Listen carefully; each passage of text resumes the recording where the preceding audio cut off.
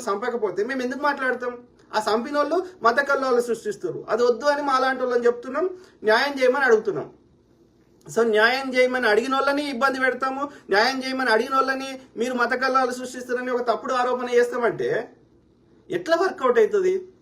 మాకు అధికారం ఉంది, మా దగ్గర పైసలు ఉన్నాయి కాబట్టి మేము మేము మేము ఎట్లా ఎవరి మీద అయినా ఏమైనా బురద తగులుతాము అంటే మేము ప్రజలకు ఎడ్యుకేట్ చేస్తాము.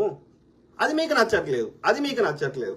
అందుకని మా యొక్క క్యారెక్టర్ పోలీసుల ఎంత విచిత్రం చూడండి మిత్రులారా.